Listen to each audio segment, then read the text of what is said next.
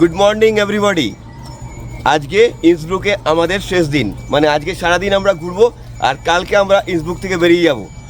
আনন্দের কথা হচ্ছে সূর্যি মামা দেখা দিয়েছে, তো ঠান্ডা কিন্তু ভালোই আছে। যে ঠান্ডার ভয়ে আমরা সুইডেন থেকে অস্ট্রিয়া এলাম সামার ভ্যাকেশন কাটাবো বলে, কিন্তু দুর্ভাগ্যের বিষয় হচ্ছে জ্যাকেট পরেই ঘুরতে হচ্ছে। কালকে তো দেখেছেন পুরো বৃষ্টি পড়েছে, রেনকোট পরেই ঘুরেছি, তবে আজকে সূর্যি মামা দেখা দিয়েছে।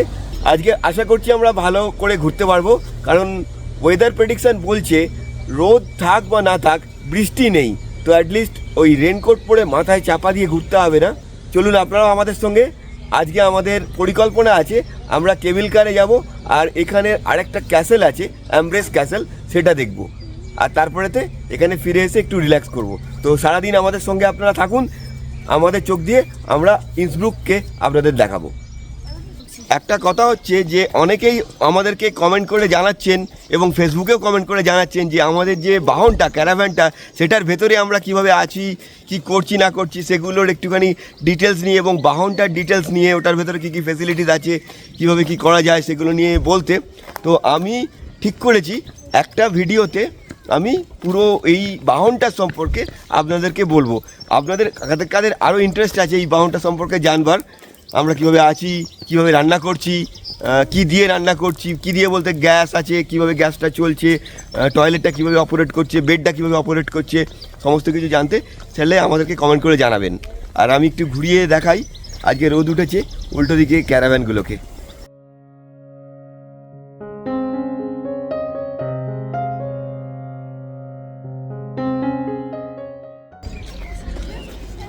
আমরা এখন চলে এসেছি অ্যাম্ব্রেস ক্যাসেলের সামনে। খুব সুন্দর একটা রৌদ্রোজ্জ্বল দিন। হ্যাঁ, রোদ উঠেছে, সকালবেলা পর্যন্ত মেঘ করেছিল, পাহাড়ের উপরে থাকছি বলে ঠান্ডাও লাগছে, কিন্তু নিচে যখন শহরে চলে আসছি তখন কিন্তু বেশ গরম লাগছে। তবে এই ক্যাসেলটা ঢুকতে আমাদের টিকিট লাগছে, এখানে প্রত্যেকটা ক্যাসেলে ঢুকতে গেলে টিকিট কাটতে হচ্ছে। এগুলো 16 ইউরো করে এক একজনের পড়েছে আমাদের টিকিটের ভাড়া। তো ক্যাসেলগুলোর ভিতরে কোনো জায়গায় ভিডিও করতে দিচ্ছে, কোনো জায়গায় দিচ্ছে না। ভিতরে গেলে তবেই জানতে পারবো, যদি ভিডিও করতে দেয় আপনাদের দেখাবো, আর যদি না দেয় তাহলে বাইরে এসে আবার আপনাদের সাথে দেখা হচ্ছে। আর এই যে আমার পিছনে ক্যাসেলটা আপনারা দেখতেই পাচ্ছেন, এরকম ক্যাসেলটা দেখতে আমি একটু ঘুরিয়ে দেখাই চারদিকটা।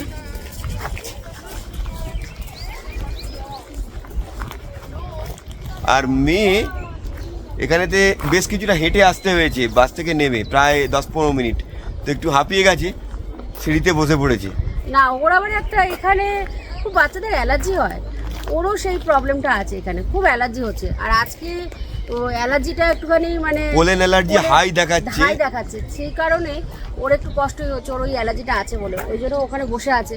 এদিকে চারপাশে ঘাস, তো ওই জন্য একটুখানি ভিতর দিকে বসিয়ে রেখেছি। যাই হোক, ঘাসে অ্যালার্জি হয় আর কি। হ্যাঁ, এখন আমরা ভিতরে যাচ্ছি, এসে আপনাদের সাথে কথা বলবো। এই ক্যাসেলটার একটা ছোট্ট হিস্ট্রি হচ্ছে ম্যাক্সমূলার 1, ওই যে লুদভিগ কিং এর কথা আপনাদের আগের ভিডিওতে বলেছি, নিউসম্যানসাইন ক্যাসেল দেখিয়ে।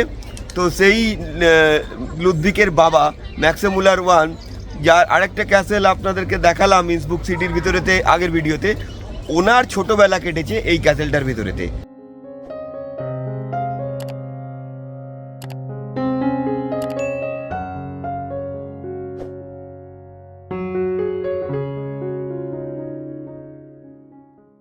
ক্যাসেল থেকে বেরিয়ে এসে আমি বাইরে বসে পড়েছি।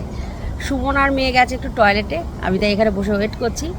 ক্যাসেলের বাইরেটা বেশ বড়, যেরকম থাকে প্রত্যেকটা ক্যাসেলের বাইরেই প্রচুর জায়গা, এখানেও তাই আছে। তো এখন বাইরে আমি একটু বসে ওয়েট করছি ওদের জন্য। ভিতরে অনেক মানে ছবি রয়েছে, সেরকম কিছু নেই এই ক্যাসেলটার মধ্যে দেখলাম না। আগের যে দুটো ক্যাসেল দেখেছি এত ভালো লেগেছিলো, এই ক্যাসেলটার মধ্যে সেরকম কিছু ভালো লাগলো না। তো যাই হোক, দেখা হয়ে গেছে, বাইরে বেরিয়ে এসেছি। আর ওরা ভিডিও করতেও অ্যালাউ করছিল না, তাই আপনাদের দেখাতে পারলাম না। কিন্তু বাইরেটা এসে বেশ ভালো লাগছে, বাইরেটা অনেক বড় আর পুরো সামনে একদম গ্রিন হয়ে রয়েছে, বেশ ভালো লাগছে দেখে।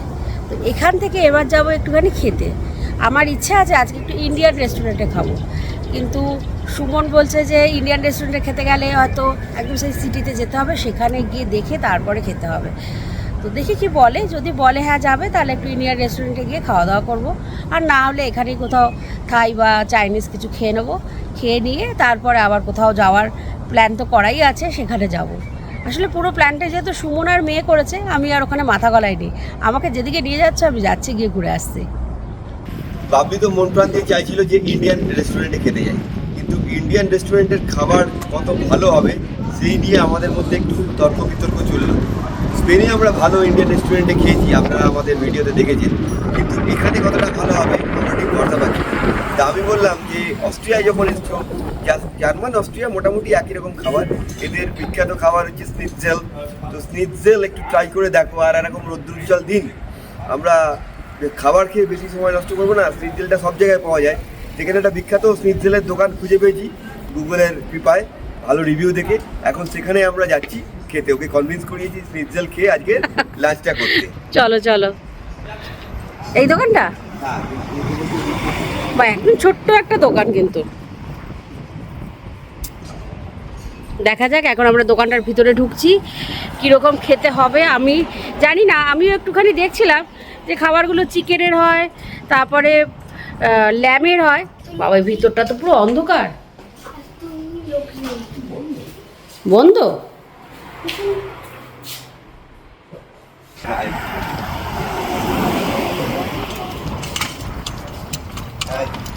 এটা চলো, বাহ ভিতরটা তো বেশ দারুণ দেখতে রেস্টুরেন্টটার, একটু অন্যরকম। হ্যাঁ, অর্ডার নিয়ে গেছেন। আমরা দুটো চিকেন স্নিৎজেল অর্ডার দিয়েছি, একটা পটাটো স্যালাড দিয়ে আর একটা ফ্রেঞ্চ ফ্রাই দিয়ে। যাই হোক, তো এটা একটা খুব ছোট্ট রেস্টুরেন্ট, কিন্তু আমার তো মনে হচ্ছে বেশ কোজি, কাঠের চেয়ার রয়েছে, দুটো স্নিৎজেল দিয়ে গেছে।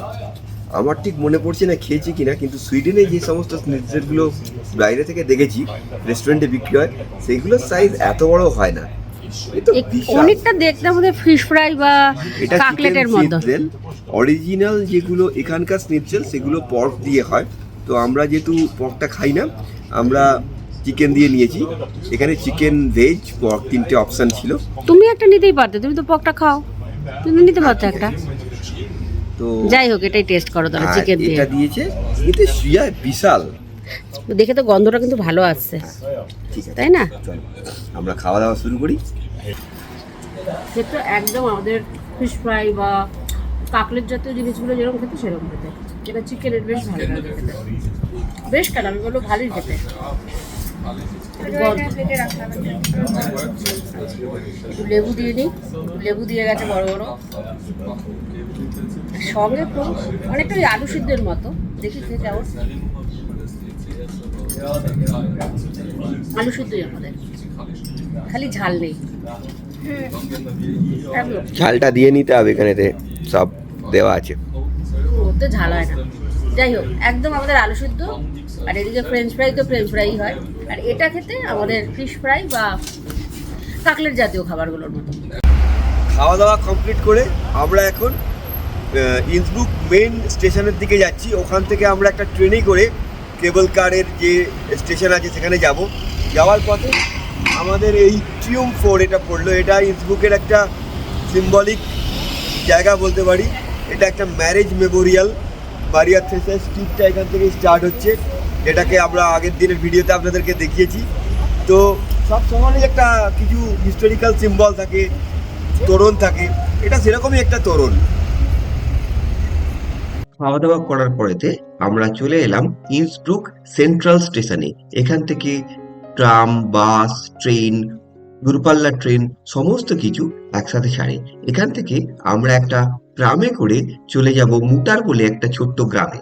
ইন্সব্রুকে অনেকগুলো কেবল কার আছে, কিন্তু আমরা ঠিক করেছি মুটার থেকে কেবল কারটায় চড়বো।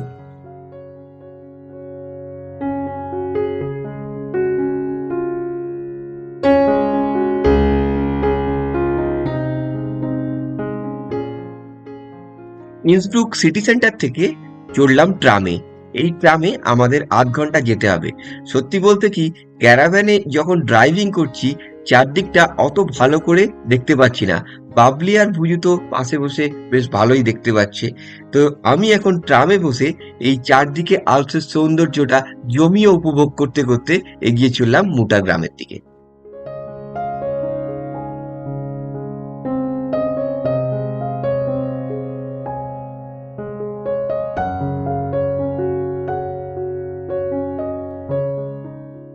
আমরা ইন্সব্রুকের সিটি সেন্টার থেকে ট্রামে করে মুটার বলে একটা গ্রামে চলে এসেছি। এখান থেকে এখন আমরা কেবল কার নিয়ে পাহাড়ের উপরে উঠবো। আর এই গ্রামটা এত সুন্দর লাগছে, আর গ্রামে কিন্তু আমরা ট্রামে করে এলাম, মানে আমি ভাবতে পারছিলাম না চারপাশের পরিবেশটা এত সুন্দর ছিল। এই দিকটা খুব সুন্দর, আর ওয়েদার ভালো, দারুণ লাগছে। চলো শুভন, আমাদের একটা টেনশন ছিল বৃষ্টি হবে কীভাবে সব কিছু দেখতে পাবো ভালো করে, কেবল কারের উপরে উঠলে আমরা দেখতে পাবো না। যাই হোক, এখন কিন্তু দারুণ ওয়েদার দিয়েছে, সকাল থেকে ঘোরাঘুরি চলছে। আর এই জায়গাটা এখন আমাদের প্রায়, যেখানে ট্রাম থেকে নামলাম সেখান থেকে 1 কিলোমিটার হেঁটে আমাদেরকে যেতে হবে কেবল কারের যে স্টেশন আছে সেখানে। আর পুরো এটা খাড়াই। যাই হোক, কিন্তু চারপাশে এত সুন্দর সুন্দর বাড়ি, এত সুন্দর ভিউ, সেটা দেখে মনটা ভালো হয়ে গেছে আমার। যদিও নেচার খুব ভালো লাগে সেই জন্য। তো এখন আর একটুখানি যেতে হবে, মোটামুটি 500 মিটার মতো। তো চলো বুঝু। আর এই জায়গাটা অনেকটা, আমার উপর থেকে ভিউটা সুইজারল্যান্ডের মতো লাগছে। 2015 সালে আমরা সুইজারল্যান্ডে ঘুরতে গিয়েছিলাম। আসলে অস্ট্রিয়ান আল্পস থেকে মনে হচ্ছে এটা আর সুইজারল্যান্ডের মধ্যে দৃশ্যগত খুব একটা ফারাক নেই, কারণ অস্ট্রিয়ান আল্পস আর সুইজারল্যান্ড তো আল্পসের এপিঠ আর ওপিঠ।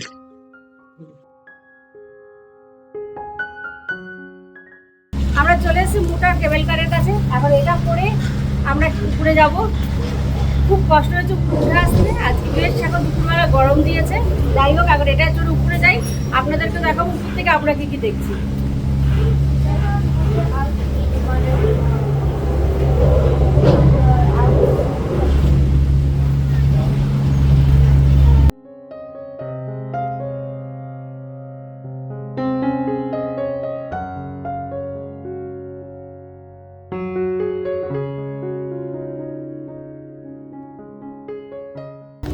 আমরা উপরে চলে এসেছি কেবল কারে করে। এরপরে চাইলে হেঁটে আমরা ওদিকে যেতে পারি অনেকটাই, কিন্তু সেটা আর যাচ্ছি না। আর এখানে একটা রেস্টুরেন্ট আছে, উপরটা একদম যেরকম হয় না পাহাড়ের উপর গ্রাম, সেরকম দেখতে লাগছে। এদিকে ছোট ছোট বাড়ি আছে, গরু ঘুরে বেড়াচ্ছে। আর এখানকার গরুর এটা বৈশিষ্ট্য যে গলায় এরকম ঘন্টি বেঁধে দেয়, এদের ঘন্টিগুলো একটু আলাদা রকমের। আর এইগুলোই সুভেনির হিসাবে লোকে নিয়ে যায়, সুভেনির শপে পাওয়া যায় ঘন্টিগুলো, ছোট ছোট মিনিয়েচার, সেগুলোকেই লোকে নিয়ে যায় অন্য লোককে গিফট করার জন্য, কারণ এটা একটা সিম্বলিক ব্যাপার এই গরুর ঘন্টিগুলো। যখন শুভশ্রী এসেছিল আমার জন্য এরকম একটা নিয়ে গেছিল, আমাদের বাড়িতে এরকম একটা আছে ওর দেওয়া।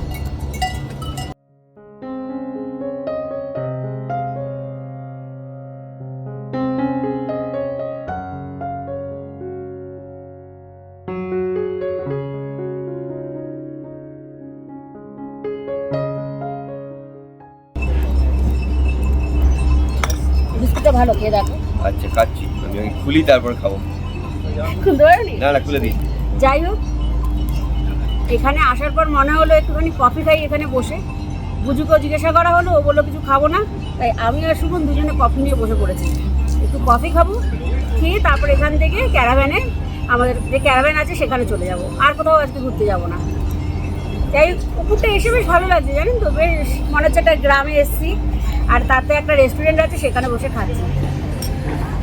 তোমার ভালো লাগছে? খুব ভালো লাগছে, অন্যরকম ফিলিংস। অ্যাকচুয়ালি পাহাড়ের ওপরে যখনই উঠি আমার খুব ভালোই লাগে, পাহাড় আমার ভালো লাগে। আর ওপরে উঠে বসে এত সুন্দর দিনে একটা কফি খাচ্ছি, ভালোই লাগছে। হ্যাঁ, বেশ ভালো লাগছে। উঠে আসতে, হেঁটে আসতে খুব কষ্ট হচ্ছিলো যখন হেঁটে আসছিলাম, কিন্তু এসে এখন খুব ভালো লাগছে। যাই হোক, আজকের ভিডিওটা তাহলে এখানেই শেষ করলাম। কেমন লাগলো কমেন্ট করে কিন্তু অবশ্যই আমাকে জানাবেন। আপনাদের কেমন লাগছে আমাদের ঘোরাগুলো কমেন্ট করে কিন্তু জানাবেন আমাকে। আবার নতুন ভিডিওতে আপনাদের সঙ্গে দেখা হবে। কালকেই নতুন ভিডিও আসবে। কালকে আমরা কোথায় যাচ্ছি জানি না, সারপ্রাইজ। কালকে যাওয়ার প্ল্যান ছিল আলাদা, সুমন পুরো প্ল্যান চেঞ্জ করে দিয়েছে। যাই হোক, কালকে কোথায় যাচ্ছি সুমন কাল সকালে আপনাদেরকে জানাবে। তাহলে এখনো রিসার্চ চলছে ব্যাপারটা নিয়ে। আজকের ভিডিও শেষ করলাম, কালকে আবার দেখা হচ্ছে। সবাই ভালো থাকবেন।